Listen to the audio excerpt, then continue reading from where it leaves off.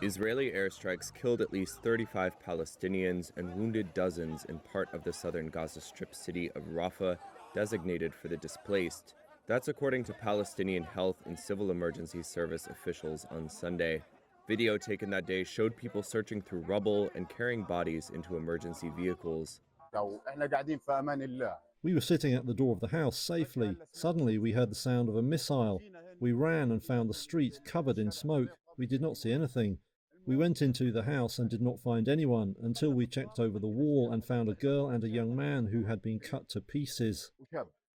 The Israeli military said its air force struck a Hamas compound in Rafah and that the strike was carried out with, quote, precise ammunition and on the basis of precise intelligence. It said it took out Hamas's chief of staff for the West Bank and another senior official behind deadly attacks on Israelis.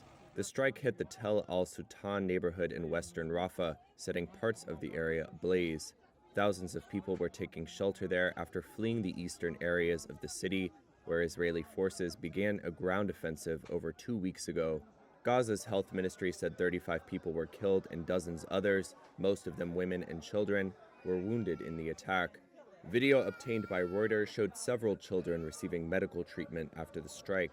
The International Committee of the Red Cross said its field hospital in Rafah was receiving an influx of casualties and that other hospitals were also taking in a large number of patients.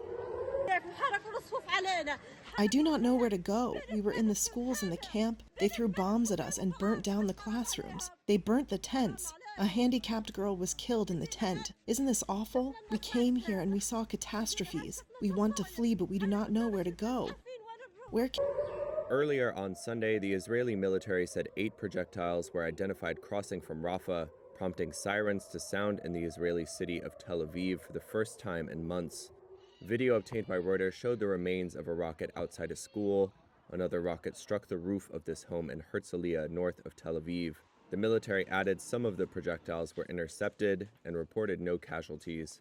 Israel has kept up operations in Rafah despite a ruling by the top UN court on Friday ordering it to stop attacking the city. But Israel argues that the UN court's ruling allows room for some military action there. And Prime Minister Benjamin Netanyahu convened his war cabinet later on Sunday to discuss continued operations in Rafah. Israeli tanks have probed around the edges of the city, but have not yet entered Rafah in force.